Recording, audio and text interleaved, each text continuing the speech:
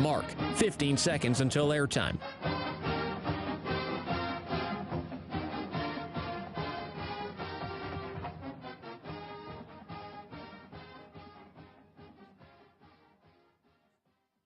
Oregon is going to the Final Four. The following is a Learfield presentation of the Oregon Sports Network. And Oregon is going to play in the national championship game. Welcome to Duck Insider. Man, it feels great to be a Duck. Give it to me, baby. My house. I'm taking it there. Their competitors, they'll want to put the O on. Three, got it! We're going to compete to a standard every day. The Oregon standard. Rebound. That's been in. 1 point more to go. The opportunity to play and put Oregon on your chest should mean a great deal to you. Unloads on one into left field, back toward the wall. Gone! This program is staged to compete and to win championships. Oregon wins!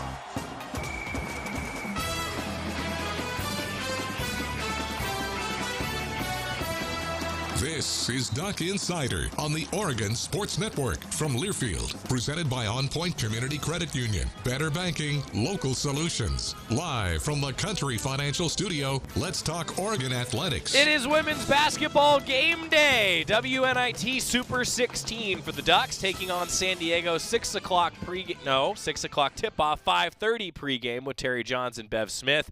Let's keep playing, huh? Let's keep playing. Postseason basketball continues. Also on today's show, Jason Dillard, beach volleyball head coach. We actually sat down with him yesterday, but you can treat this as your pregame show for their match this afternoon taking place against Corbin. If you're live with us in the 1 o'clock hour, set to start at 2 o'clock. So the Ducks taking on Corbin. Not the greatest weather for beach volleyball outdoors, but it's always sunny and 75 at Amazon Park. We'll be talking about that with Jason Dillard. It's actually a great conversation with Jason Dillard coming up in just a little while. Baseball at home this weekend against Northwestern State. The Demons, first time that Oregon baseball has ever played Northwestern State. Some fun connections, actually, that we'll tell you about. Mark Wazakowski on that coming up. And Oregon softball at home this weekend, a whole lot more. But women's basketball, it's a huge game because if you lose, the season's over. You know, that's where we're at right now. WNIT Super 16, Oregon will host San Diego. After that convincing 78-53 win over Rice on Monday, USD defeated Long Beach State in the opening round 75-57 before a 58-48 win over UC Irvine in the second round, a low-scoring affair. With the win, Oregon will reach the 20-win plateau for the 7th straight season. That's a big number.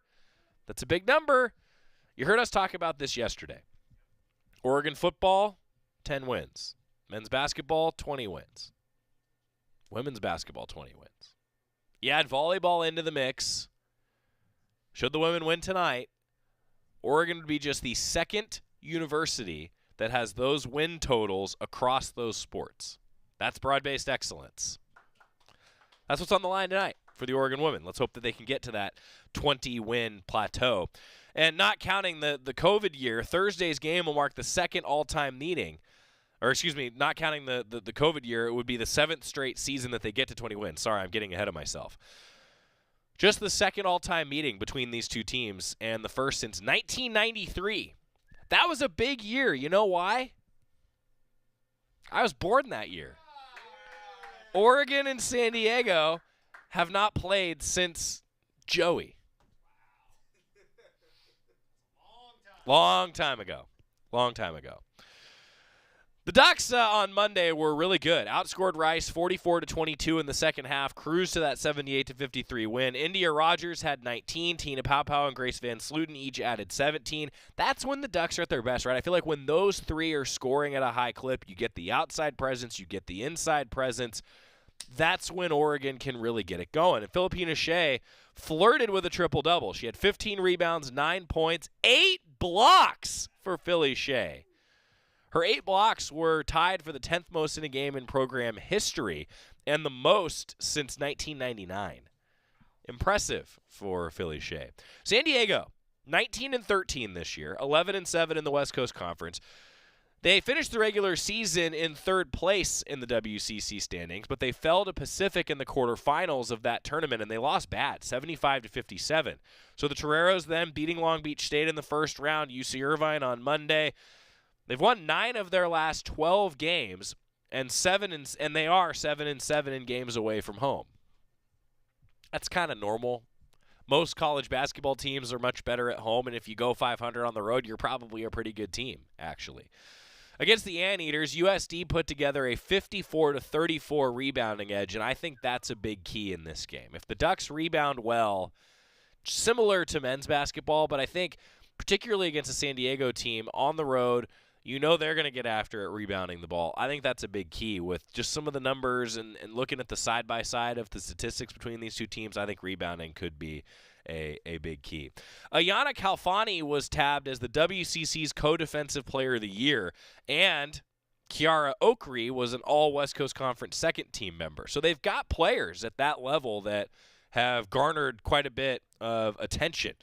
Okri's the only Torero to average double-digit points on the season, though. I thought that was interesting. They're really balanced and spread out. They don't exactly blow you away offensively. 10.8 points per game.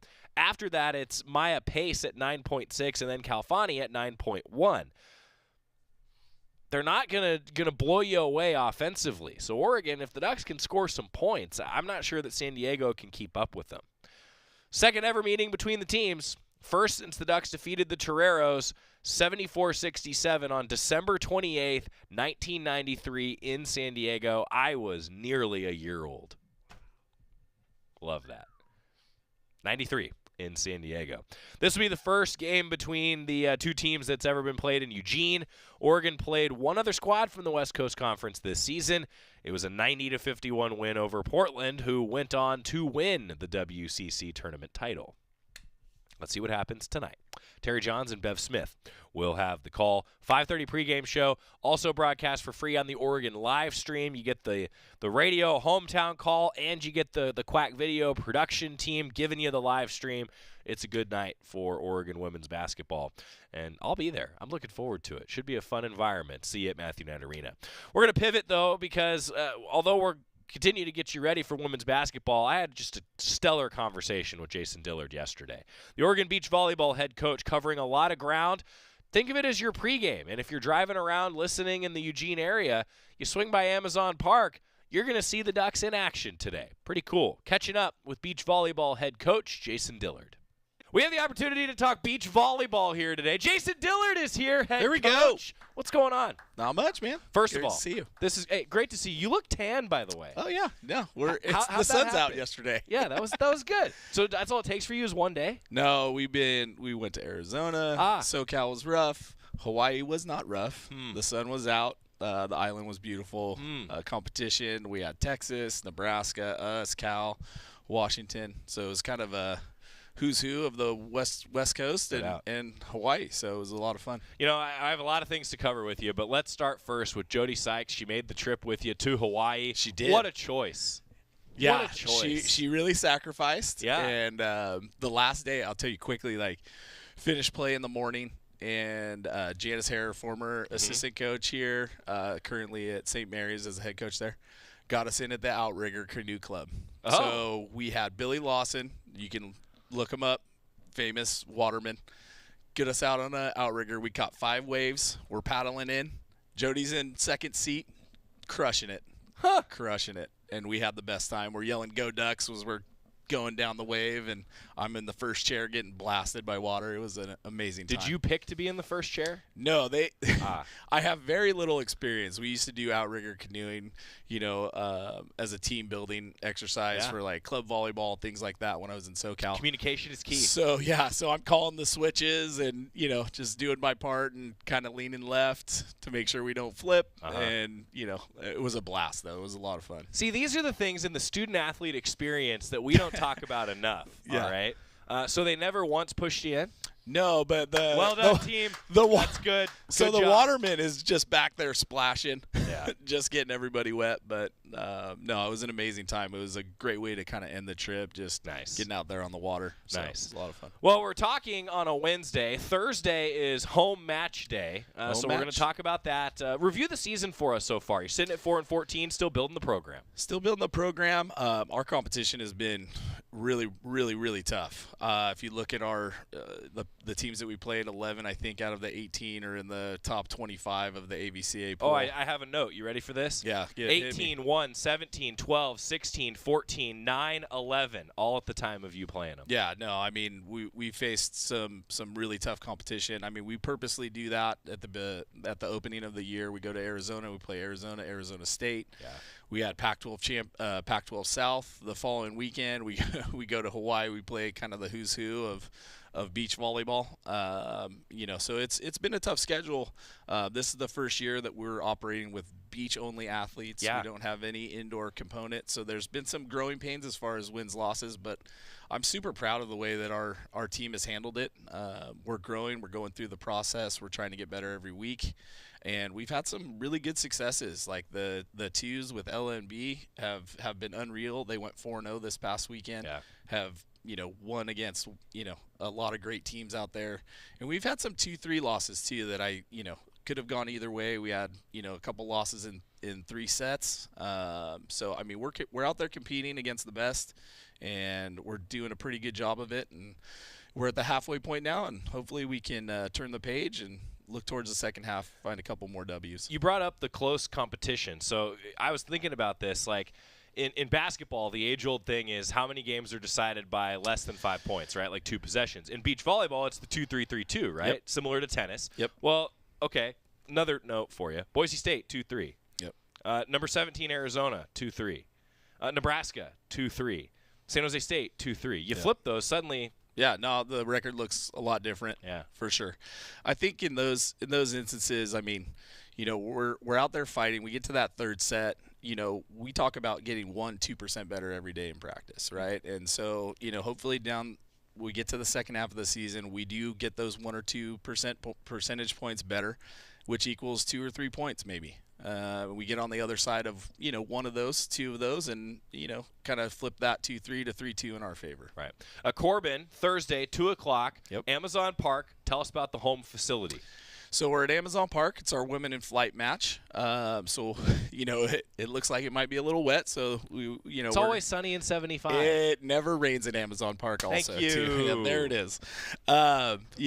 Corbin's the NAIA national champion for beach volleyball, so it's a big matchup for us. And just excited about being able to host. And the facilities people do a great job setting up the park and giving it that beach atmosphere. Hopefully, people come out. There's, you can stand on the walkway, bring a beach chair. Might need an umbrella tomorrow, but, we'll see. For the sun. For the sun, yeah, exactly. Yes. You don't want to get sunburnt, right? You want to stay Right. young in the face. That's right. Right? Yeah. Very, very important. But, yeah, no, excited about hosting and then kind of going into the spring break and letting the players have a little downtime before we really get into, the last half of the season. Your team spends a lot of time on the road. We do. So how special is it to have these home events for your student athletes? I mean, it's great for us. Just on our first event against Bushnell, we had a pretty good crowd out there. It's nice for the athletes to be able to play in front of their friends, and get some people out there at the park. It actually ended up being a really nice day back in March. Or we're in March, but March 1st. March 1st, yeah, exactly. Took a big risk on that one, but what we lucked out was like the one nice day of that week that we just kind of nailed. So we didn't do so great with this one, but no, like it's great to have home matches. It's great not to be on an airplane, getting up early. We typically take that first flight out 6-7 a.m. Which is kind of brutal. We get there, we practice, and it's hard on them. And we've been on the road for a month, and so it's nice to be able to be at home and play this match on Thursday, and then like I said, go into spring break and relax. I did want to ask you about the you talk about the growth of the program. First time in the program's history that it's a all beach roster, no crossover from indoor. How common is that now across the landscape of the sport, maybe West Coast and beyond? And just what does it say about the growth of the program here at Oregon? No, for sure. I mean, in the past, if we didn't have an indoor player playing, like we might not have been able to field a team, and we had a 16-person roster, and we kind of went down to 14 for various reasons. But, it's beach-only athletes. I think the trend is definitely towards that direction. But there are still a number of programs, less than half, I would say, that have that indoor component. But it's definitely the trend. And, like I said before, we're having a little bit of growing pains as far as that goes. Our dynamic is still to incorporate some indoor athletes. And I think, in the future we'll probably be able to add some. But no, we can stand on our own and be very competitive in the best conference and a really, really tough schedule. So I think it does say a lot about the growth of the program. It was great to have a graduating class for the first time last year. Right. And we got senior day coming up. Just put April 20th on your calendars. It's going to be sunny and 75. It's going to be sunny, 75 at least. That's right. And, that'll be a big celebration for our seniors. And, just excited about where the program's going. Recruiting classes are looking good in 23, 24. So, we have the right trajectory, to set up our lineup as beach only. Yeah, it's one thing, like, we can all sit here and talk about this current season, but there's always the future plan. And the program's still in its infancy, right? Yeah. I mean, how much do you think about that in your future planning? No, it's important to keep that perspective. I was actually thinking about it with regard to the team. Like, it's this year, it's this moment, and it's very easy to get caught up, wins, The minutia, losses. Like, am I traveling? Am I in the lineup? Am I just out of the lineup? Like, but in the big picture, like, those exhibition matches are huge for experience. And, when you get the longer look, it's really hard to kind of have that perspective in the moment, in the season, but overall, like, the big picture looks great. We've got some young athletes that are getting some valuable experience, both traveling and playing those exhibitions. We've got some first-year competitors that have all played their first college match ever. And so those experiences are valuable and give them some direction to take for the rest of the season, going into the summer, what they need to work on, things like that. And if we can come back and be stronger from that, then I think the future is bright for all those athletes. Jason Dillard, beach volleyball head coach. We're going to continue with him when we come back. It's Duck Insider presented by On Point Community Credit Union. Women's basketball game day at Matthew Knight Arena tonight. Beach volleyball in action this afternoon. Back after this on the Oregon Sports Network from Learfield. Now's the time to imagine yourself in a new Toyota, like Tundra. Go for a spin, enjoy some off-roading, or build your kids that treehouse you promised them. Hey, they deserve it. Toyota, let's go places. See your participating Toyota dealer for details. Dealer inventory may vary. Event ends April 4th. Hey, Duck fans, we're all about protecting our home turf here in Eugene. You should do the same for your home with Country Financial Insurance. Most home insurance doesn't account for inflation, but with Country Financial, yours can. If something happens to your home, make sure you can rebuild the same house in the same place. Call a local representative or 866-COUNTRY and get a solid defense for your home. Home insurance policies issued by Country Mutual Insurance Company, Country Casualty Insurance Company, or Country Preferred Insurance Company, Bloomington, Illinois. Property must meet age and condition requirements, which vary by state. Now's the time to imagine yourself in a new Toyota, like Tundra. Go for a spin, enjoy some off-roading, or build your kids that treehouse you promised them. Hey, they deserve it. Toyota, let's go places. See your participating Toyota dealer for details. Dealer inventory may vary. Event ends April 4th. Your daily dose of Oregon athletics. This is Duck Insider from Learfield. When you're high, you feel different. You think different, you talk different, you draw different, you listen to music different, but you probably knew that. Problem is, you also drive different, and not in a good way. That's why driving high is illegal everywhere. So if you're high, just don't drive. Make a plan to get a sober ride. Because if you feel different, you drive different. Brought to you by NHTSA and the Ad Council. To protect his home and family from disaster, Steve used courage, wisdom, and his camera phone. That should do it. Way to go, Steve! By simply taking digital pictures of his family's important documents, Steve can always have them stored safely online, no matter when disaster strikes. Learn other simple ways to protect your home and family before a natural disaster at ready.gov. That's ready.gov. A message from FEMA and the Ad Council.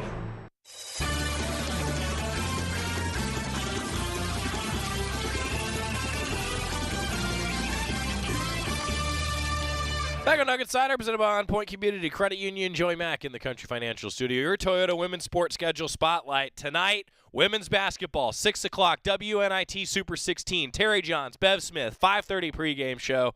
San Diego, the opponent. Meanwhile, beach volleyball in action coming up here shortly this afternoon at Amazon Park. And yesterday had the opportunity to sit down with Jason Dillard. We continue our conversation with the head beach volleyball coach. You and I have talked about this a little bit on the air and off the air before. Like the skill set is obviously very similar from an indoor to a beach athlete, but there are some key differences, and there are probably some athletes that perform better in the crossover than others. Take fans through that just briefly if you could. For sure. Like, one, you're playing outside. So, like, the skill sets are similar but different, but you also have the elements. You have wind, you have rain. In some cases at practice this year, we've had snow. It's been, like, the most brutal winter for these athletes, and I give them sun coming up. Yeah, it can be in your eyes. Yeah, exactly. Right. Exactly. All the time. Exactly. So you got to have the right shades, right? And, yeah. No, I think from a fan perspective, you watch the indoor players play. It's kind of an organized situation. Everyone's kind of moving together. For the outdoor game, you're touching the ball in every play, right? So you have to be good at every single skill set. You have to be able to pass. You have to be able to set, hit different shots, serve effectively, play defense, block. Like, you have to do absolutely everything that volleyball asks you to do. And, the transition from indoor to outdoor is extremely difficult, right? And there's a big learning curve. And some of our athletes are going through it, and they're doing a fantastic job. Yeah. Tell us about your athletes. I mean, like, it is a roster that I think, because there's limited home events, I admit, like, it's hard for even someone like me to get to know your athletes. Tell us about your roster. For sure. Chloe, like, starting at the ones, Chloe Brown, Zoe Almanza, right? Last year Zoe was hurt a lot. Chloe was coming off an ACL injury and recovering, and they were playing spot work here in the 3s, maybe the 4s, 5s. And this year they come into their pairs meeting, and I go, hey, where do you guys see yourself in the lineup? And they go, 2s, and I said, nope. And they go, 3s, and I said, no, you're going the wrong direction. Nice. And so to ask those athletes to play in the 1s against the competition that they're going to face, in some cases, like last year, we're playing against Olympians in the 1s. And, they've done an amazing job. Like, they're battling out there. They're coming together as a group, and I can't say enough good things about, how much mental fortitude and emotional fortitude it takes to go out there and compete against the best. And they're really finding their comfort zone, and I'm looking forward to seeing what they do in the second half. You just glazed over something that I want to revisit, that they're competing against Olympians at the 1s. Like, you're not exaggerating. No, like, I mean, either Olympians now, like last year playing SC, you're going against Olympians. Like, but some of the teams that we're playing in SC, UCLA, in some cases possibly Stanford, like, you're gonna be playing against people that are gonna be playing for a medal at some point, maybe. And then it's kind of an amazing thing, and they're doing a fantastic job. Just glazed right over that. Just kept just a casual comment. Yeah. Like, I just went, huh. It's funny because, like, in the sport that I always think about that aspect in is track and field, right? Sure, like you're watching at Hayward Field oftentimes Olympians for various different countries. I mean, that's an amazing thing to think about, and that does make it kind of fun, doesn't it? It does. I think there's a challenge within every match, and I think you kind of stop looking at them as somebody that could be a potential Olympian, and those are your peers. Right. You just view them as your competition, and you go out there and you do what you can on your side. And if you do what you can on your side, you're going to find yourself in a lot of situations that are good, are good for you. But yeah. Well, talking about the 1s, it's always important to have good at the top. But then the way that your sport is, you need depth. Right? Absolutely. You have that sort of team competition, very similar to the way tennis is scored. Yeah. No, our 2s pair in B. Wetton and Elatias has been absolutely phenomenal. They went 4-0 this last weekend. They've had numerous battles. I mean, going extra points, going into like the high 20s when our games are to 21. They're going deep into the 20s. Yeah. They've had a couple third sets go into the 20s where we're supposed to end at 15. Right. And they're just never out of the fight. Like, they just battle and battle and battle. They're so pesky. They're so talented. And it's really one of the most fun pairs. Like, the best feedback I get from coaches is like, man, it's just when we play year 2s, like, we know we're in for a battle. That's tough. But yeah, they've been awesome. You have to make a tough call stacking your lineup, don't you? Yeah, for sure. I think there's, in beach volleyball, there's integrity in the lineup. So you order them the way you can. You can't mix and match and try to find the appropriate matches. That there has to be integrity in the lineup. And our 4s pair, has moved up to the threes. They're 3-2 since making that move, Ashley Schroeder and Natasha George. And in a lot of the same ways that B and Ella, are very, very much in the fight all the time, so are Ashley and Natasha. They've really, really, battled against teams that are more physical, but played their game, found ways to be successful. They shoot balls all over the court. They're very frustrating for other teams because they dig a ton of balls. They serve the ball effectively and tough. And so just like I said, they take care of their side of the net. And more times than not, they find themselves in a position at the end of the game where they can go on a 2 or 3 point run and boom, we win the game. Yeah. How do you foster and practice that level of competition of because it kind of sounds like it's kind of constantly in flux a little bit. It is for sure. I think, they have a nice competitive, they're a very competitive group. They're all when we do some cooperative things, they're like, can we just we just want to compete. They always they want things scored. They want things, competitive all the time. And, that translates to the court, and it really just, is embodied by the group as a whole. Makes sense. Jason Diller joining us, beach volleyball head coach. Corbin coming up Thursday, 2 o'clock, sunny and 75. Easy. Yep. That's right. All the time. I want, if you could, Ryan, go ahead, just pan camera 2 down. Because we have a tradition. It's always sunny and 75. I say this at PK Park, that it's always sunny and 75. You went with the sandals today, as you should. Really embodying beach volleyball. Yeah, no, I'm bringing it home. We have to manifest our own weather sometimes. That's right. So if you wear the sandals, the rain just is staved off just a little bit. Sun comes out, you're good. Get a little sun on your feet. I love that. And I want everybody to note that this is not a sock and sandal combo. Not a sock and that's not a thing. But it is a thing. It's a thing. I know it's a thing. thing. Look at the whole outlook here. It's just perfect. Yeah, no, you got the rain pants. Shorts are under. I'm ready. I'm ready to go. I'm ready for sun, but, prepared if need be. But, yeah, no, sandals for sure. It's spring. It's spring. It's spring. It's time to put the shoes away, bring the sandals back out. It's not socks and slides. It's not socks and sandals. This is beach volleyball. We do not go socks with the sandals. It's Matt Ulmer. It is not. It's not really a thing. I guess that's the difference right there between indoor and beach in a nutshell. He does make it. He does make it his own, though. He really does. He owns it, and I am impressed with. He's committed. Yeah. Now we need to figure out a way to get your face on sandals, right? Because he's got his face on socks. That's the volleyball. I know the indoor socks were amazing. They have pillows in their locker room with their faces on it too. It's incredible.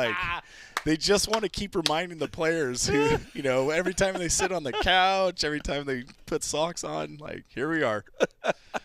Oh, I love this. Well, I could talk to you, Coach, for hours. Best of luck out there. We'll talk again, I'm sure, before Senior Day. Yeah, before I go, I've got some presents for you, too. Oh, no. This is good or bad or no, it's functional. So okay, we like function. So okay, baby wipes. Baby wipes. Oh, thank you. Baby wipes for the baby. That is essential right there. Hand wipes for the parents. For somebody who is very bodily fluid adverse, this is so nice. We have a big tub of Aquaphor. I've already gone through half of one of you never not need it. Yeah, you always need it. Do you always have to put it on their elbows forever? No, okay, not good. forever. Not forever. That time will end, but yeah, the other place you have to put it is terrible. Diapers. The gold standard. Yeah. Anyone who ever attends any sort of baby shower, just diapers, guys. Just diapers. Thanks. Yeah. How'd you know he was in threes? I didn't. That's Erica. Erica took a shot. She knows. Good guess. Yep. Good guess. That's a Dillard point. A Dillard point. On the scoreboard. Yes, we needed a point. Didn't we? I'm actually gonna say 2 points. Oh. Well, because it took you delivered and then Erica nailed the sizing. Yeah. She's good. She's real good. This is great because I just used up my last ones in the car, so now these can live in the car. They can just stay. Yep. Jason, thank you. That was really nice of you. Of course. And all these I really love a good practical gift. Yes. And, we use each of these things daily. 100%. It's almost like you knew. I use them every day. Still. Every day still. Yep. Okay. Yep.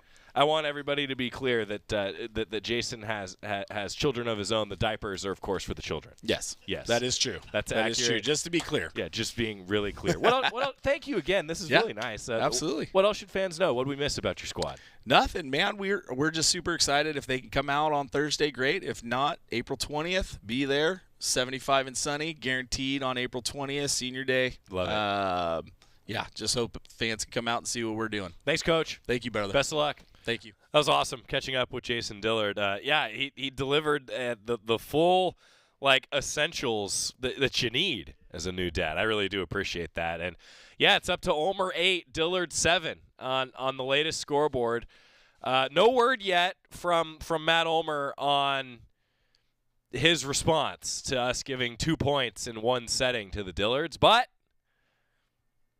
I'll probably hear from him in about 5 seconds. Get a timeout. When we come back, let's get into a little bit of baseball. The Ducks at home this weekend. We'll have it for you on the Oregon Sports Network from Learfield. At Shadow Hills Country Club, our all-inclusive event pricing allows us to take care of all of the details while you enjoy your event. Our wedding garden, expansive grounds, ballroom, and meeting rooms can accommodate any size event and come complete with full catering and service staff. From weddings to business and social events, Shadow Hills offers the benefits of a resort atmosphere and the peace of a country setting just minutes from downtown Eugene. For more details, call us today or go to shadowhillsevents.com. From the weight room to the classroom, on the field and off it, On Point proudly supports University of Oregon athletics because student athletes do so much more than bring us pride on game day. They bring our entire community together in Eugene and all across Oregon. So whether you're watching the game in the stadium, at home, or at your favorite local business, their success makes all of us stronger. On Point Community Credit Union, onpointcu.com. Federally insured by NCUA, Equal Housing Opportunity. You're listening to Duck Insider. Duck Insider on the Oregon Sports Network from Learfield. Chris Jakimick. I served in the United States Air Force and I deployed 3 times.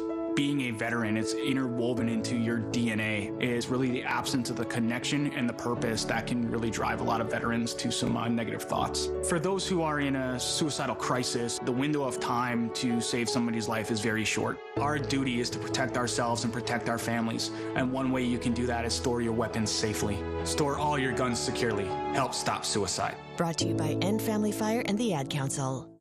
Hi, I'm Smokey Bear, and I made an assistant to help you prevent wildfires. Dude, I've got this. I've been camping since I was 5 years old. But I am a camping influencer. You know what? I'll bet you $5. Assistant Smokey, what is the best way to put out a campfire? To put out a campfire, drown with water, stir, drown again. Then make sure the fire is out cold by feeling with the back of your hand. Wait, really? I'll take the $5. Learn more at SmokeyBear.com. Brought to you by the U.S. Forest Service, your state forester, and the Ad Council.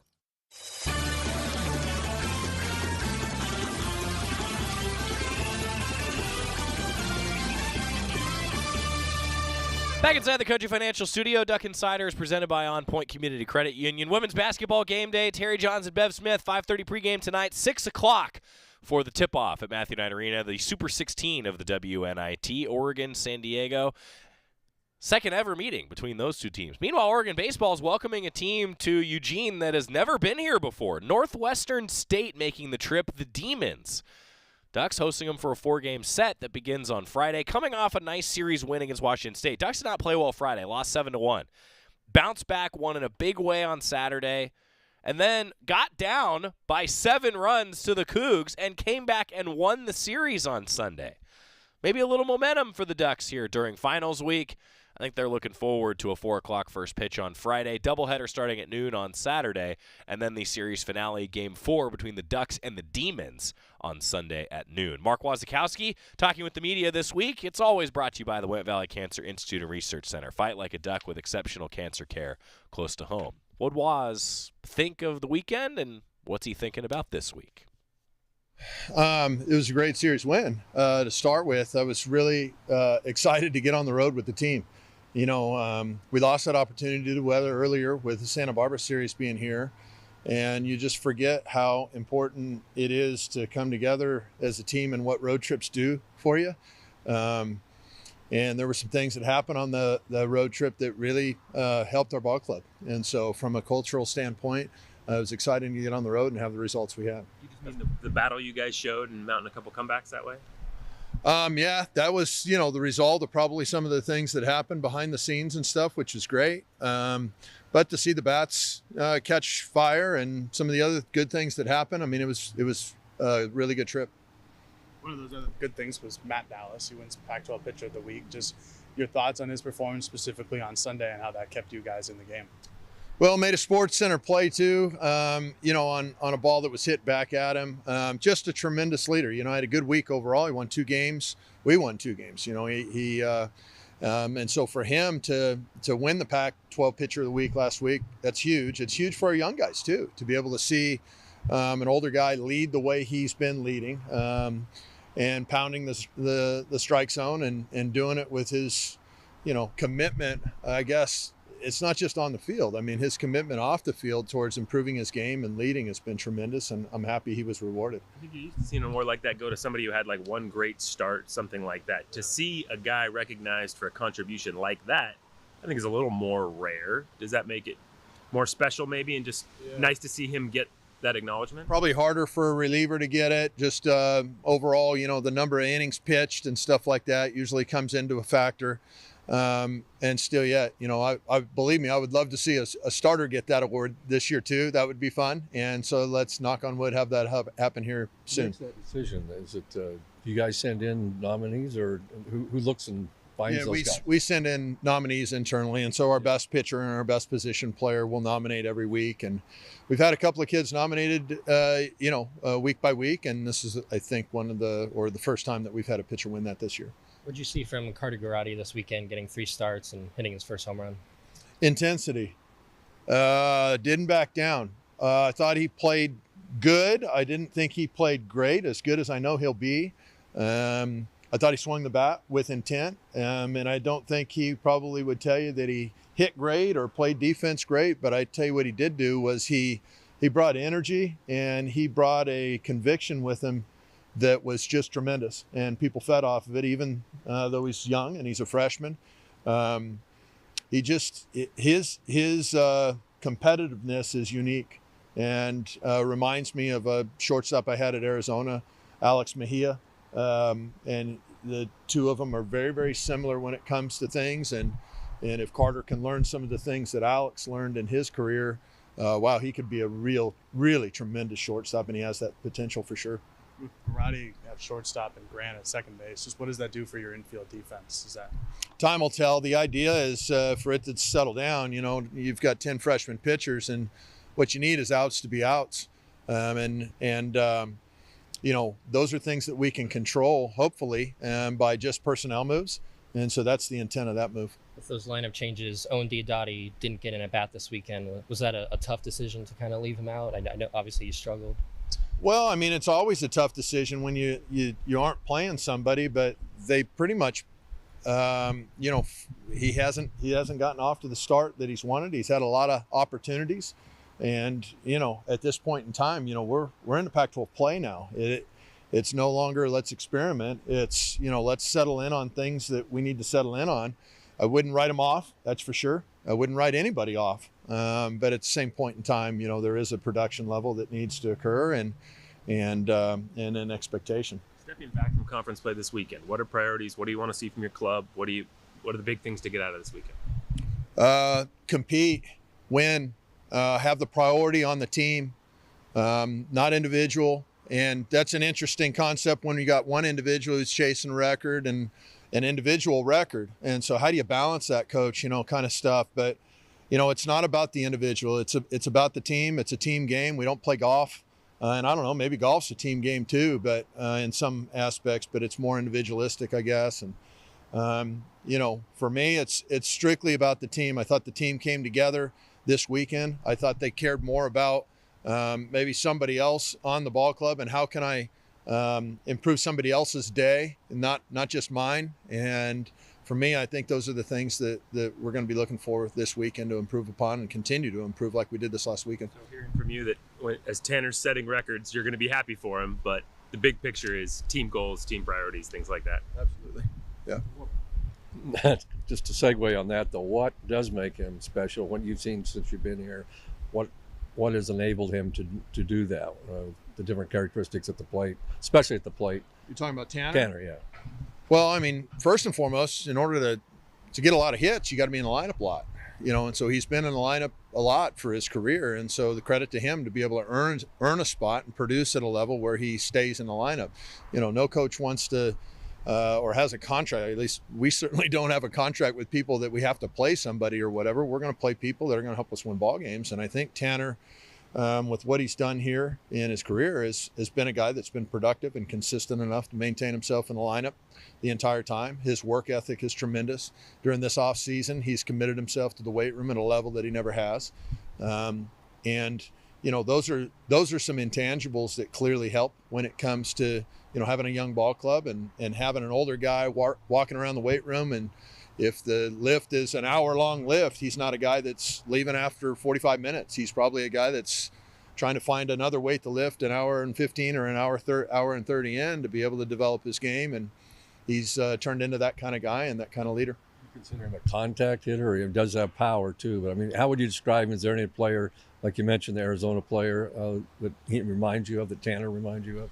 No, he's unique in his own way. He plays best when he's just, working for what he's up for right now, and that's the hit deal. When he's just striving to get hits, I think you see power show up. When he's striving for power, you see his hits disappear.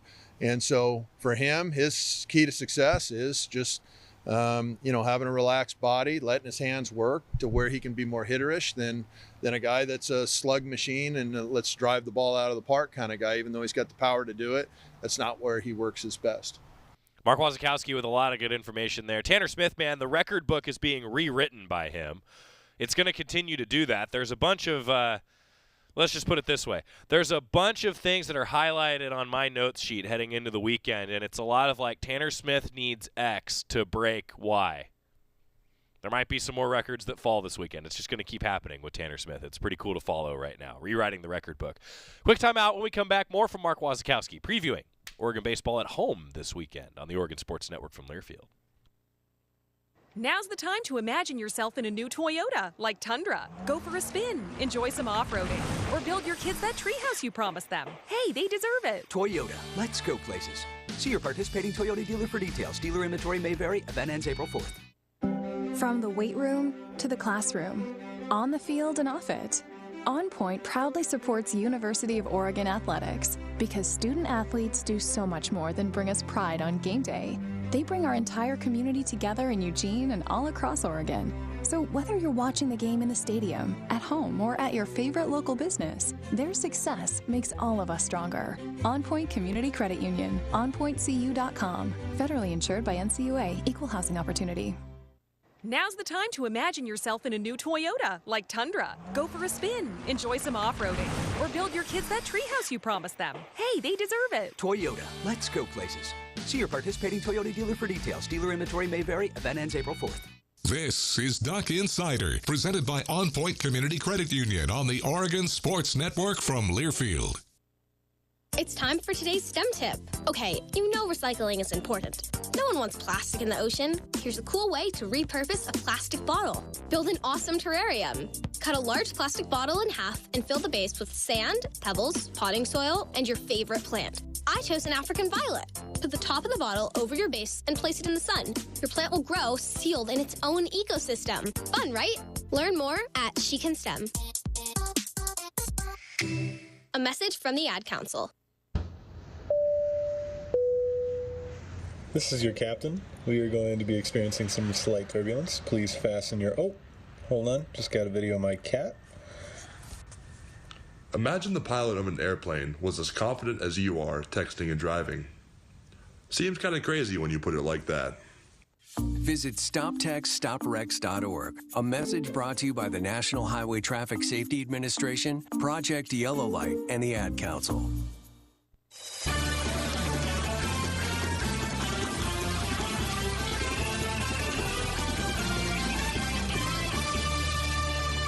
Back inside the Country Financial Studio, Duck Insider is presented by On Point Community Credit Union. We've got a lot of fun coming your way tonight. Women's basketball, 5:30 pregame, 6 o'clock tip. Terry Johns, Bev Smith, WNIT Super 16. And we'll be reviewing that game in detail tomorrow. But I wanted to spend some time today previewing the Diamond Sports. Softball's on the horizon. We'll get to that tomorrow in more detail as well. But First, we continue with Mark Wasikowski, Oregon baseball head coach. Northwestern State, the Demons in town this weekend for a 4-game set that begins Friday at 4 o'clock. Mark Wasikowski continuing to chat with the media this week. Riku also got 3 starts in right field this week, and I think it was Saturday he had a nice relay. Now that you've seen him out there in right field more, what did you see from him defensively? Well, he was solid defensively, and he can really run and go get the ball. The relay you're referring to was a huge momentum play. He hit Grant right in the chest on a ball that was, in the corner, and so we were able to execute a relay in and out at the plate with those two, those 2 throws from Riku to Gavin and Gavin to the catcher. So it was a huge play. Riku's a really good player, and he's a catalyst offensively, and so I like to keep the speed in the lineup. He produces a lot of contact, and we've got a team that has probably more power-type guys, and Riku's unique to the lineup, and so that's something I'd like to see him continue and even develop even more as being the best contact hitter in the league. Last week you talked a lot about the lineup changes as looking for something to click. Saturday and Sunday you have basically the same lineup other than Bennett Thompson starting on Saturday and Cromwell on Sunday. Is that a lineup that you feel like can click after it scored 12 unanswered and double digits in both games? Well, yes and no. I mean, we're going to need the defense to be cinched up, and so the defense is the first priority for me because nothing works without pitching working. And in order for pitching to work, then you've got to have a defense that's working. And so the defense is first and foremost for me. Last weekend, I think it was 2 weeks ago, I was embarrassed with our catching play. Last weekend, both of our catchers were tremendous. One of them was even nominated for a Pac-12 Player of the Week. That's how good Josiah caught last week. Bennett Thompson caught just the same. He was exceptional behind the dish. And so that loose end going into last weekend, they answered the call. I want to see them continue to answer that call and the rest of the field. I mean, when you got a young pitching staff, they're going to have their ups and downs with stuff. But the thing that we can't do is we can't allow those young guys to lose their confidence because when they get an out, we don't convert the out in the field for them. We need to make sure that those outs are outs. And so regardless of who's a better hitter and all that kind of stuff, that's nice. But I want the best defenders out on the field to where we can settle the pitchers down the best we possibly can. What do you make of Matthew Grabman's performance so far? He's been great at limiting hits, but obviously has issued a lot of walks.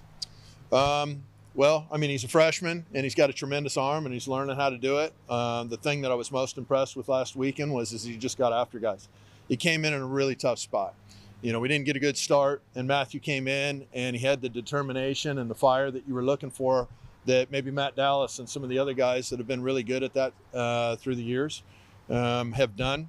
And he did that. He came in, and the mentality for him to come in there as a freshman and throw the ball the way he did has been really impressive. Sure, he's had some things that he wants to improve upon, but I can live with mistakes as long as they're made out of the right mindset. It's the things that I see that look timid, look bashful. Those are the things that I'm not going to accept. And so if I see a guy getting after it and making a mistake, I'm going to have grace for him because of their youth. But if I see a guy that's dancing around the strike zone and being timid and this, that, and the other, that's just not acceptable. That's not what we're about. People don't want to see that, and we're not going to stand for that.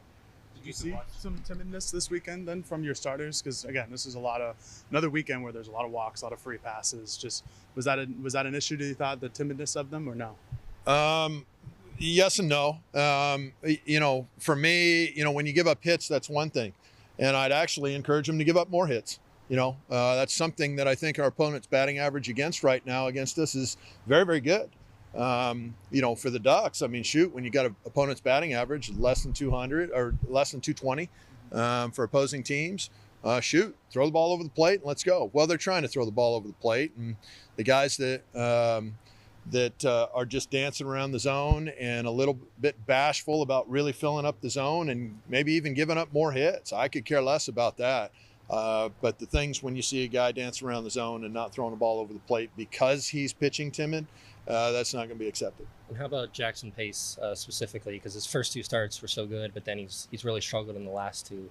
So what do you make of that? Jackson's got a big future. He's got, when he's right, he's got a really heavy fastball that can sit in the low 90s. And, when he's getting after it and he's throwing in the low 90s with his stuff, he's really hard to hit. And I'm looking forward to seeing him being that guy here in the days to come. Did you get a chance to watch Ohtani and Trout? Watched the last at bat. Wasn't that fun? Yeah, that was great. And then I congratulated Riku for his country's success. Yeah. Just as a baseball fan, though, I mean, how big special did that moment feel? Well, I thought the World Baseball Classic was fantastic. You know, just the energy to know that you had Super Bowl ratings in other countries across the world, and the energy of baseball and how that grew the sport, I think is a story that needs to be told.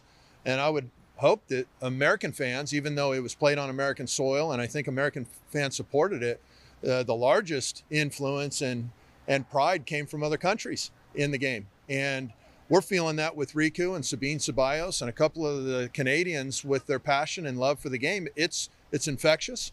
It's fantastic. I love having those kids on our team, and to see the World Baseball Classic happen, to see all the people in the world come together and celebrate a great game and their excitement, I think is a story that has been way underdone in the United States. And even though it's at what some gurus say the wrong time and the wrong time of year and all that kind of stuff, the hell with that. I thought it was awesome. I want more of it, and the passion can grow the game of baseball at a level that's been unprecedented. So I thought the whole event was awesome. I want to see more of it, and you know, congratulations to the Japanese. They won that thing. That's a hard thing to do. With that pitching that they were rolling out there was something else. Speaking of pitching, do you guys have a rotation set? And if so, have you thought about bringing in Mercado since he's done well out of the bullpen last couple games? Yeah, you have to wait and see. I don't know. I'm going into that meeting right now. So yeah, going into that meeting right now. Since then, Logan Mercado has been announced as being in the weekend rotation. Ducks are going to go with Stoffel, Mercado, and Ullman, and then to be determined. I hear he's really good on Sunday. I guess we'll all find out together how good determined is on Sunday. When we come back, looking ahead at Oregon baseball with some student athletes on the Oregon Sports Network from Learfield. From the weight room to the classroom, on the field and off it, On Point proudly supports University of Oregon athletics because student athletes do so much more than bring us pride on game day. They bring our entire community together in Eugene and all across Oregon. So whether you're watching the game in the stadium, at home, or at your favorite local business, their success makes all of us stronger. On Point Community Credit Union, onpointcu.com. Federally insured by NCUA, Equal Housing Opportunity. At Shadow Hills Country Club, our all-inclusive event pricing allows us to take care of all of the details while you enjoy your event. Our wedding garden, expansive grounds, ballroom, and meeting rooms can accommodate any size event and come complete with full catering and service staff. From weddings to business and social events, Shadow Hills offers the benefits of a resort atmosphere and the peace of a country setting just minutes from downtown Eugene. For more details, call us today or go to shadowhillsevents.com. More Duck Insider coming up on the Oregon Sports Network from Learfield. Here's a fun fact for you. The average chameleon can point their eyes in 2 different directions. On the other hand, the average human can't. So unless you're a chameleon, there's absolutely no way you can focus on texting and driving at the same time. So don't do it, unless you're a chameleon. Visit StopTextsStopWrecks.org. A message brought to you by the National Highway Traffic Safety Administration, Project Yellow Light, and the Ad Council. Guys, it's me, Isabella Gomez, filling in for Smokey Bear because he's got more to say than just... Only you can prevent wildfires. Like, if you're outside enjoying a barbecue, don't let a hamburger distract you from fire safety. Make sure you aren't dumping your hot coals or ashes onto the ground because that could start a wildfire. So take wildfire prevention seriously and let's save the world one day at a time. Juntos con Smokey Bear, podemos hacerlo. Go to smokeybear.com to learn more about wildfire prevention. Brought to you by the U.S. Forest Service, your state forester, and the Ad Council.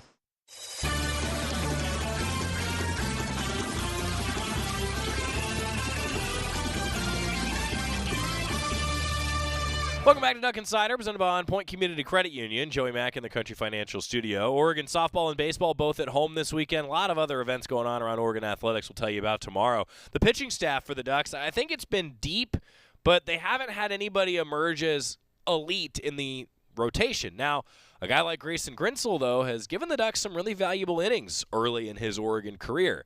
In a 4-game series this weekend, you might see more of him.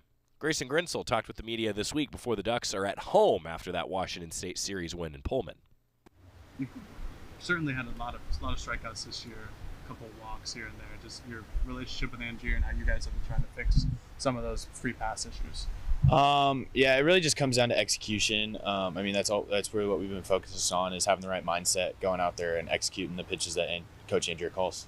As a guy who comes out of the bullpen, seeing Dallas get Player of the Week, so seeing somebody in kind of a similar role rewarded like that, what can that mean for you guys?